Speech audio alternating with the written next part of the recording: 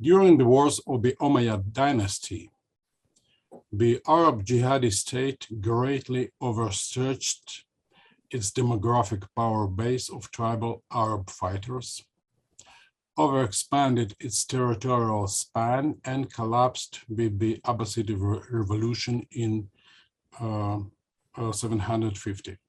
This revolution made the religion of Islam a religion of all the Muslims, regardless of their tribal origins, and this is how the Arabo-Iranian civilization of Islam began to evolve. The Abbasid rulers discovered very soon that they cannot trust their heterogeneous subjects with arms, and that they need an armed element of rootless foreigners. This is how the Ghulam, plural Ghilman, system was born.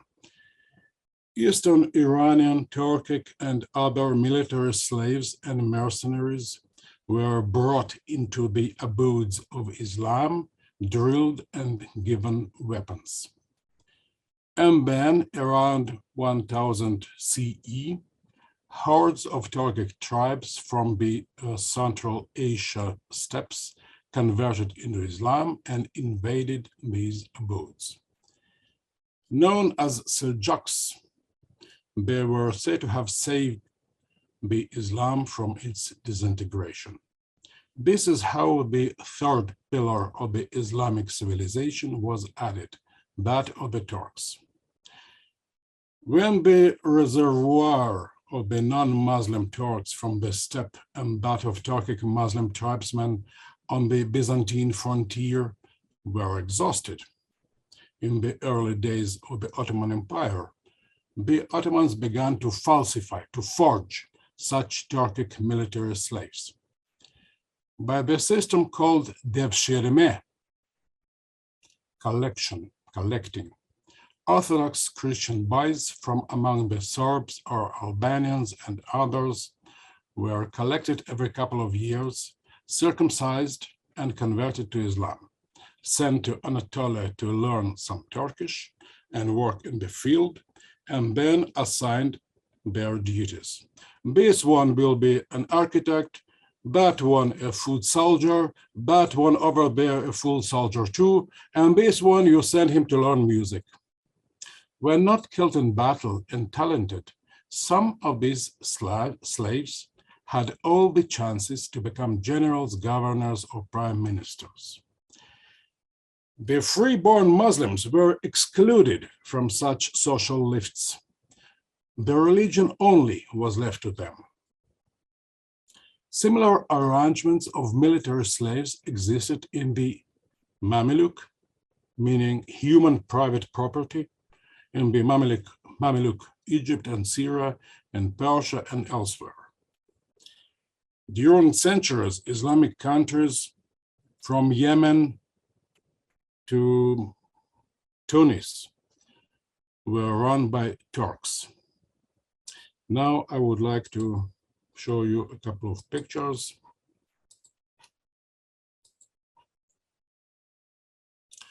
This is Erdogan holding the map of the Turkic world, where the Turkic world, including, you see, the Sahara Republic, Yakutia, serves as the hinterland of the modern Turkey.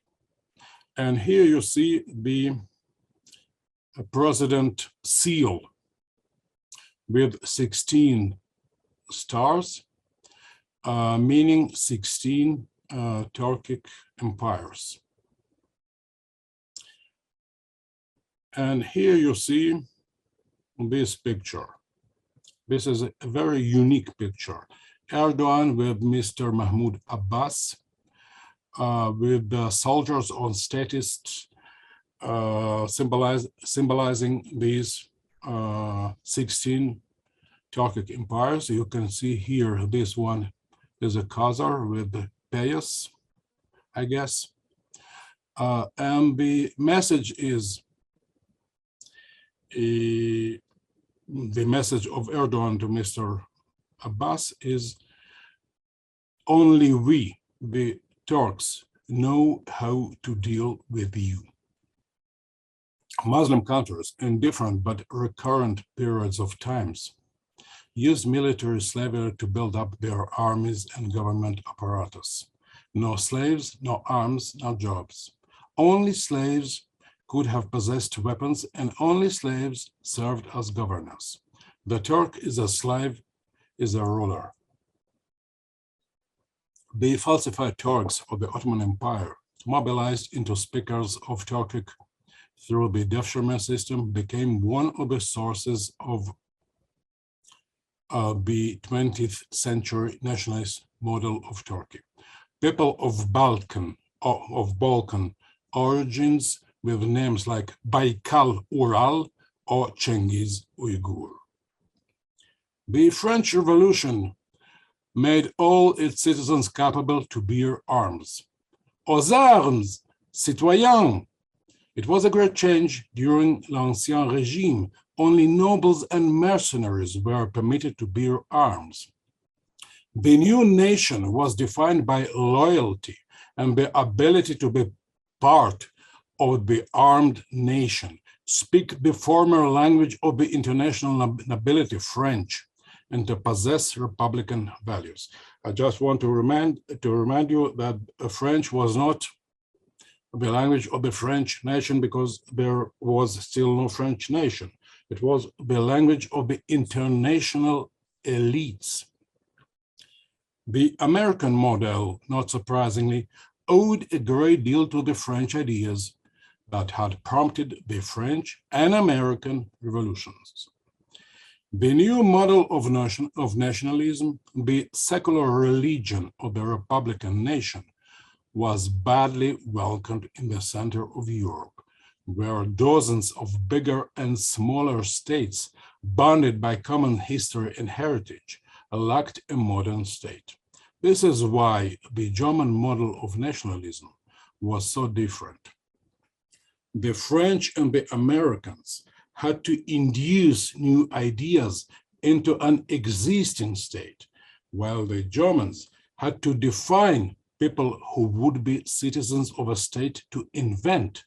Wo bist du, Deutschland? How to define a German, this stateless creature? The answer was by language, by soil, by blood. It is by ethnic origins, but not by religion, for the speakers of German were divided religiously. By no means were these definitions supposed to be exclusive, but they became. People who invented the Germans of Mosaic faith failed so tragicomically to understand something important about the German model of nationalism.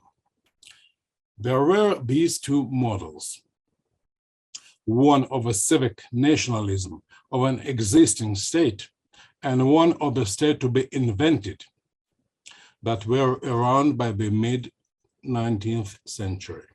All the stateless nationalities of the Central and Eastern Europe, and later of the Muslim Orient, adopted the German model of nationalism with some modifications, and the Zionist nationalism was no exception.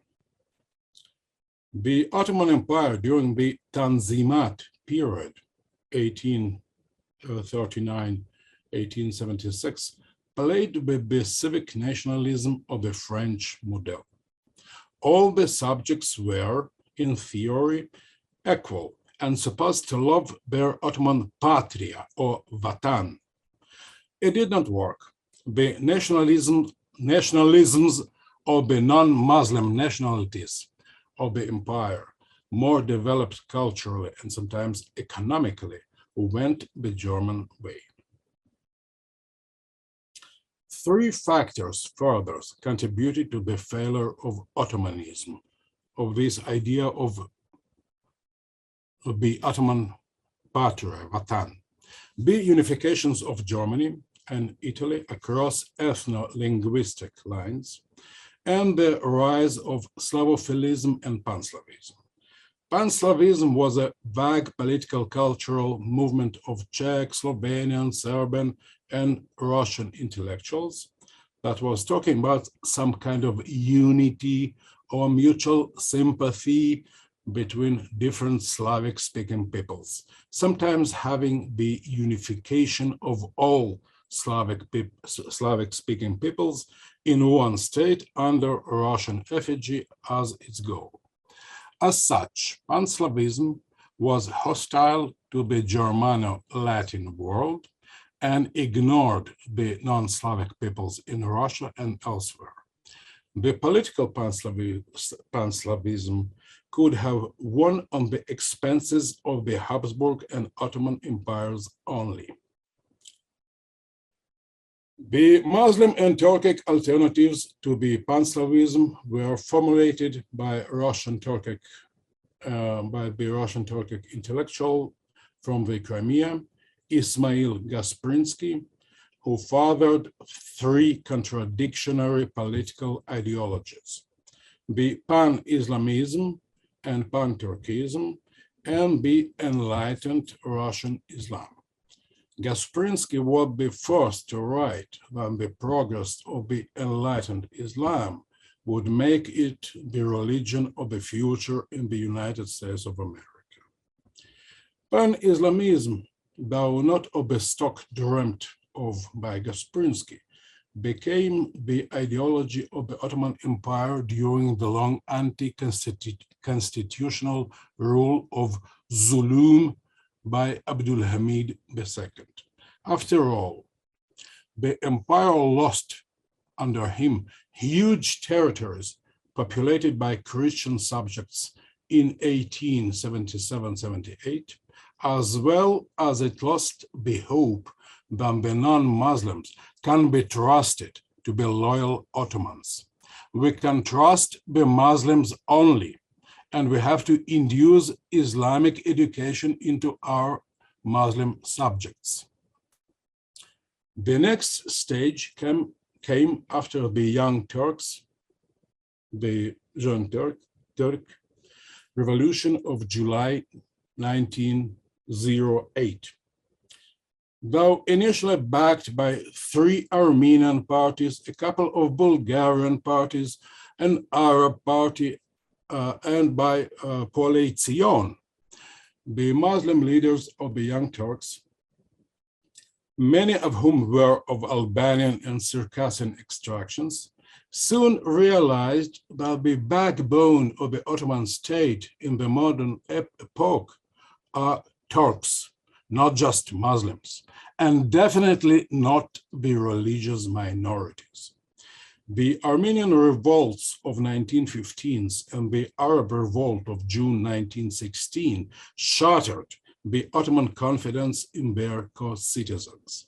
In a sense, the World War I and the shrinkage of Ottoman power to the Anatolian plateau did grace with the empire, soon to evolve into a republic. The impregnable Anatolia, the bastion of Anatolia, became the last refuge not to be conquered from any direction, and a new Turkish nation was to be created to populate it. I show you the map of the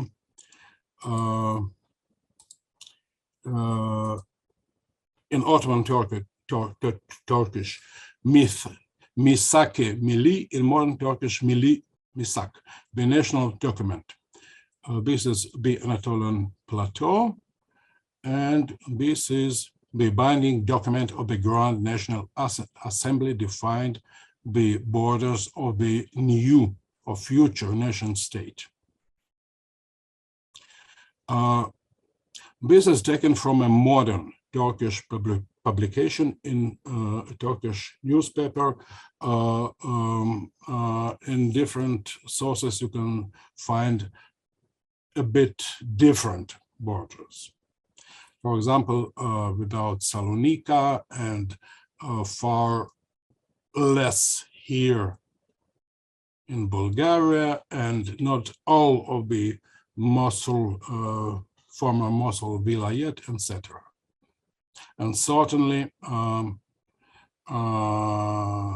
less more here on the former Kurdish border, because the Syrian-Turkish border runs across the Baghdad railroad. The word Turk in Turkish means both Turkish and Turkic. Unlike in many European languages, the ambiguity of the fathers of the new Republican Turkish identity was conscious. This ambiguity allowed them to pretend they were speaking about one of many Turkic nations, while at the same time living as a possibility the pan-Turkic options, exactly as I showed you with the pictures of Erdogan with Mr. Abbas and 16 Turkic empires with the message, only we can deal with you. And with the map of the Turkic world, this is our background. This is our hinterland. Today, this ambiguity creates many problems and difficulties to the citizens of the Turkish Republic, for they speak about Turks of Turkey, Turks of Azerbaijan, Turks of Tatarstan, the Uyghur Turks, and all these are modern, independent or not independent ethno-nations. Forging Turk citizens for the Turkish nation state was easier. The Muslims were just told to stop calling themselves Müslüman and to start calling themselves Turks now. And there is much anecdotal evidence about the earlier stages of this transformation. After all, the imperial people of the Ottoman state was told to use the old word Turk in a new sense for the outside world only, for the former Muslim subjects of the Ottoman Empire. It meant a Muslim in power, in charge of all other Muslims. For the present European partners, it was supposed to mean a member of a European nation-state nation. Okay, so let me pose a question for you, Professor Shapira. You spoke about the civil religion model as